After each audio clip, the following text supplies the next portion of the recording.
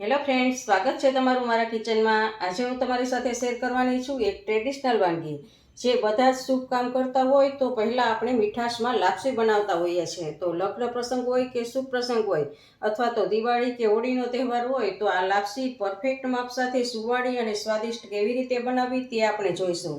તમને મારી રેસીપી ગમતી હોય તો સબસ્ક્રાઈબ કરી બેલ આઇકન પ્રેસ કરજો અને મારી નવી રેસીપીના વિડીયો સૌથી પહેલાં જોવા માટે। તો ચાલો બનાવીએ। લાપસી બનાવવા માટે માપ પરફેક્ટ બહુ ખાસ જરૂરી છે।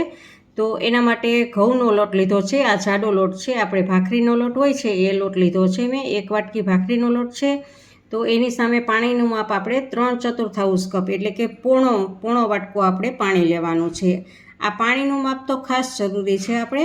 અને એની સામે આપણે ગોળ 3/4 ભાગનો ગોળ લેવાનો છે। જેટલો લોટ હોય એના 3/4 ભાગનો ગોળ લેવાનો છે અને 3/4 ભાગનું ઘી લેવાનું છે। આ આપણું પરફેક્ટ માપ છે। ગેસ સ્ટાર્ટ કરી અને લોટને આપણે શેકી લેવાનો છે। તો એમાં કાંઈ પણ એડ કરવાનું નથી, ખાલી એમને લોટને ધીમા ગેસે શેકવાનો છે। 2 થી 3 મિનિટ આપણે લોટને શેકી લેશું। અને ઘણા લોકો તો લોટ શેકતા પણ નથી હોતા, પણ આપણે આજે ટ્રેડિશનલ વાનગી બનાવવાના છે, એકદમ કાઠિયાવાડી સ્ટાઇલથી બનાવવાના છીએ। તો કાઠિયાવાડી લોકો લોટ શેકીને જ બનાવે છે। તો આવી રીતે લોટ શેકી અને આપણે લાપસી બનાવશું। તો જુઓ 2 થી 3 મિનિટ થઈ ગઈ છે અને આપણો લોટ થોડોક કલર ચેન્જ થઈ ગયો છે। તો બસ આવી જ રીતે આપણે શેકવાનો છે। હવે આપણે ગેસને ઓફ કરી દીધો છે। તો આપણો લોટ શેકાઈ ગયો છે। હવે આપણે ગેસ સ્ટાર્ટ કરી અને એક વાસણમાં પોણો વાટકો આપણે પાણી લેવાનું છે। 1 વાટકો આપણો લોટ હતો તો પોણો વાટકો આપણે પાણી લીધું છે અને ગેસને ફૂલ રાખી અને પાણીને ગરમ થવા દેવાનું છે। પાણી ગરમ થઈ ગયું છે તો હવે આપણે 3/4 ભાગનો ગોળ છે, 3/4 ભાગનો લોટથી 3/4 ભાગનો ગોળ છે એ ગોળને ઉમેરશું આમાં।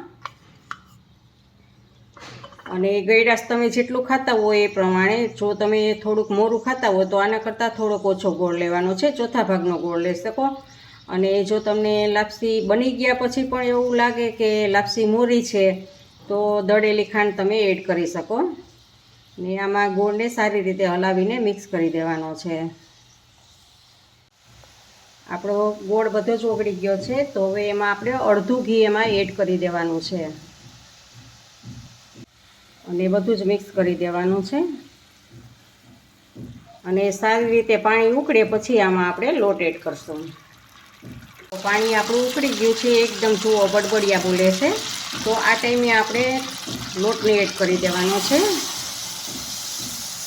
આમ પોળો બધી જ બાજુ આપણે લોટ એડ કરશું અને કરી અને આવી જ રીતે આમ થોડીક વાર થવા દેવાનું છે।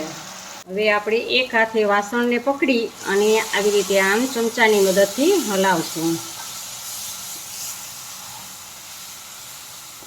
જો આવી રીતે આમ હલાવવાનું છે અને જેમ જેમ કૂક થશે એવી રીતે પાણીનો ભાગ બળતો જશે અને આપણી લાપસી છૂટી થશે। તમારે આવી રીતે આમ સતત હલાવતા રહેવાનું જ છે। જો આમાં મેં વેલણનો ઉપયોગ કરેલો નથી, વેલણ વગર જ લાપસી બનાવું છું ચમચાની મદદથી। તો જુઓ આવી રીતે આમ હલાવશું આપણે। જો આપણે આમ બધી બાજુ કરી દઈશું અને ગેસને ધીમો કરશું સાવ, અને ઢાંકણ ઢાંકી અને 1 થી 1.5 મિનિટ માટે રહેવા દેશું। જો હવે આપણે ઢાંકણ ખોલી અને આને એક વખત સારી રીતે હલાવી લેવાનું છે। જો આવી રીતે આમ તાવીથીના મદદથી એકદમ સરસ રીતે આમ છૂટી લાપસી થઈ જશે તમારી। અને જો તમારી છૂટી લાપસી ના થાય તો થોડોક 1 ચમચી જેટલો શેકીને લોટ આમાં એડ કરી શકો છો, કારણ કે તમારે પાણીનો ભાગ વધારે હોય તો છૂટી ના થાય। અને હવે આ ટાઈમે તમે બદામ, કાજુ ને કિસમિસના ટુકડા પણ એડ કરી શકો છો, એ ઓપ્શનલ છે, તમારે જો એડ કરવા હોય તો જ તમે કરી શકો છો, અને નહીંતર એમને પણ સરસ લાગે છે। અને કાઠિયાવાડી સ્ટાઇલથી બનાવીએ છીએ એટલે ઘીનો તો ભરપૂર આમાં ઉપયોગ હોય છે। તો આપણી આ એકદમ જો સુવાળી અને તમે વાવલી લ્યો એવી, જુઓ વાવલી લ્યો એવી આપણી આ લાપસી તૈયાર છે। જુઓ એકદમ જુઓ। તો આપણી આ ટ્રેડિશનલ વાનગી તૈયાર છે। આપણે આને એક પ્લેટમાં સર્વ કરીએ।